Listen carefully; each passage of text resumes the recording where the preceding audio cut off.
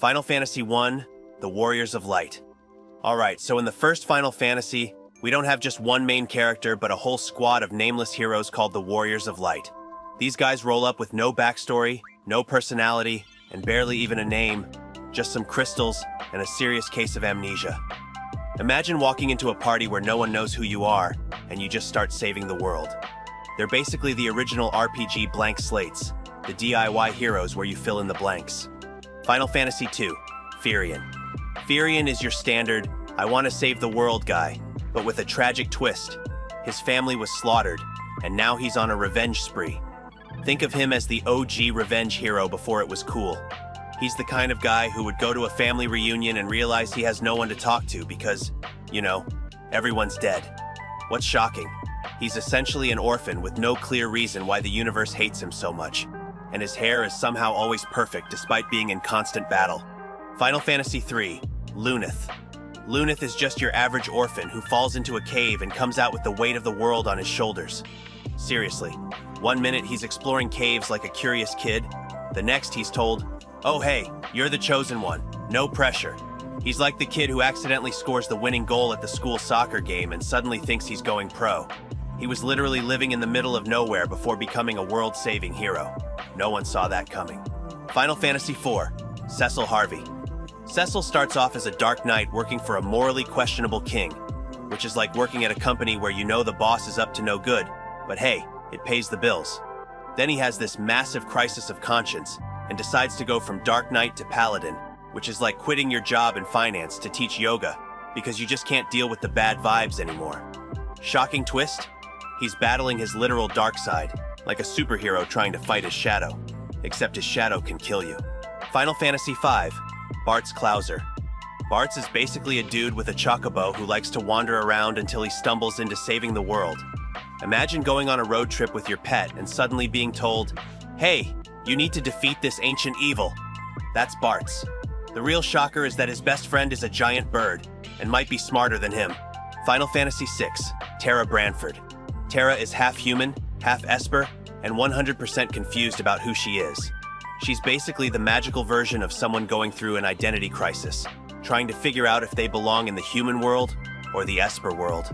Picture someone who just discovered they're adopted, but with way more magical powers and existential dread. The shocking part is that Terra starts the game as a mind-controlled soldier with no free will, which makes her journey towards self-discovery even more intense. Final Fantasy VII, Cloud Strife. Cloud is the poster boy for identity issues.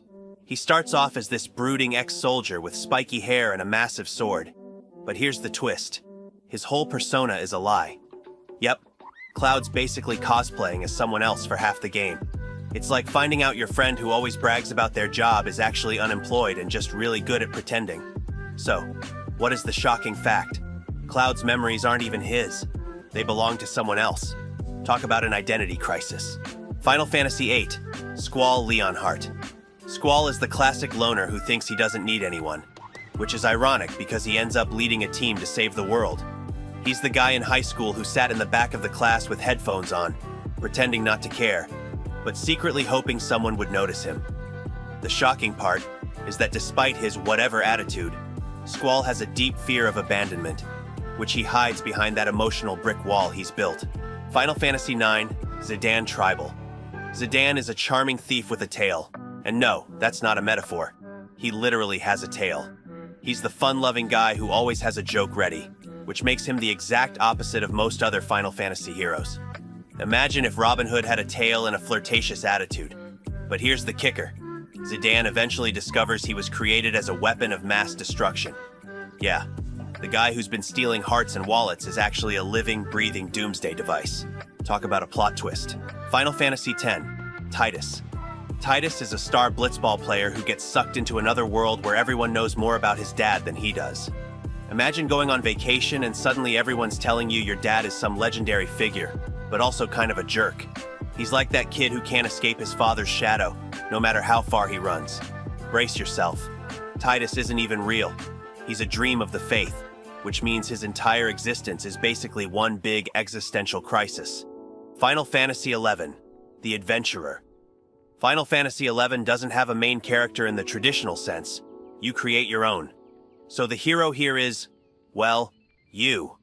Imagine being thrown into a world with hundreds of other players and realizing you're not the chosen one. Everyone else is. It's like showing up to a party in a unique outfit only to find out it's a costume party, and everyone's dressed the same. You must keep in mind that you're not special, but that's kind of the point. Being a hero in this game is about teamwork, not individual glory. Final Fantasy XII, Vaan. Vaan is a street rat with big dreams of becoming a sky pirate, which is like a kid who wants to be an astronaut but is currently working the night shift at a fast food joint. He's not the most important character in the story. Honestly, he's kind of just there. But he's got heart.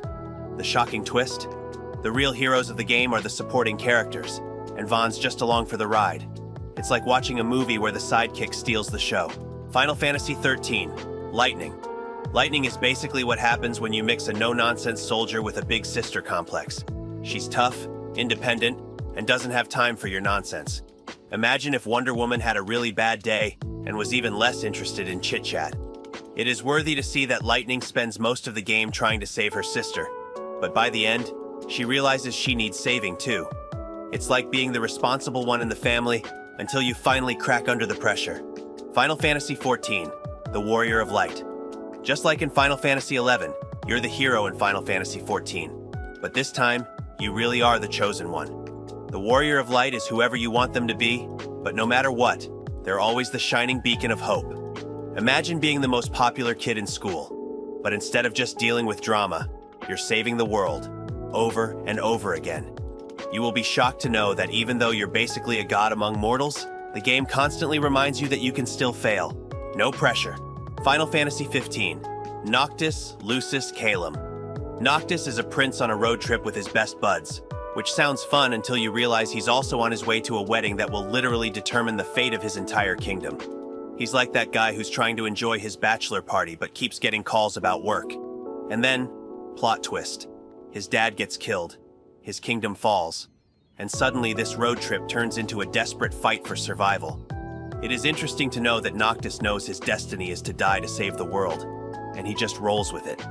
He's like the ultimate tragic hero who doesn't even get a happy ending. Final Fantasy Tactics, Ramza. Ramza is the guy who gets caught up in a political mess way over his head, but he's got a moral compass that just won't let him quit. Imagine if your family was super powerful and corrupt, but instead of joining them, you decide to expose their dirty laundry to the world. That's Ramza. He's fighting for the little guy, even though it means losing everything. Surprisingly, Ramza's story is all about betrayal and the harsh reality that doing the right thing doesn't always pay off. In the end, he's branded a heretic and erased from history, a hero that no one will ever remember. Final Fantasy VII, Crisis Core, Zack. Zack is the guy who wants to be a hero, and he actually means it. No ulterior motives, just pure-hearted determination. Picture a golden retriever in human form, loyal, energetic, and always ready to jump into action. But here's the kicker. Zack is also the tragic figure who gets cut down right when he's about to achieve his dreams. Shockingly, Zack is the guy who gives Cloud his iconic Buster Sword, but he's also the reason Cloud ends up with a whole bunch of his memories. It's like Zack's life was just a prelude to someone else's story, which makes his sacrifice all the more heartbreaking. Final Fantasy X-2, Yuna. Yuna goes from a solemn summoner ready to sacrifice herself to save the world in Final Fantasy X to a pop star sphere hunter in X2. Yeah, you heard that right. She's like the serious student who graduates and suddenly becomes the life of the party. The shocking part is that Yuna spends the whole game searching for someone who might not even be real, which makes her journey one big emotional roller coaster. Oh, and did I mention she kicks butt in combat while performing pop concerts? Talk about a career change. Final Fantasy XIII-2, Serah. Serah is Lightning's little sister who goes from being the damsel in distress to the main character in 13.2. She's like that kid sister who's always in the background until she finally steps into the spotlight. Serah's journey is all about finding her sister and saving the world from a collapsing timeline. No big deal, right? You would be surprised to know that she's given the power to see the future, but every time she uses it, it takes a toll on her life force. By the end, she literally dies because she's seen too much. It's a tragic end for someone who started out just wanting to reunite her family. Final Fantasy Type 0, Class 0. In Type 0, you play as an entire class of elite students, Think Harry Potter, but way darker and more intense. Ace, Deuce, Trey, and the rest of the crew are trained to be soldiers from a young age, and their whole lives revolve around fighting a war they barely understand. Shockingly, these kids are essentially disposable, created to fight and die for their country, and their memories are wiped clean after every battle. It's like finding out you're part of a system that doesn't care if you live or die, as long as you complete the mission. If you want to improve your mind and satisfy your hunger for knowledge, evolve your brain by liking and subscribing. Let's advance our intelligence together. I'll see you next time.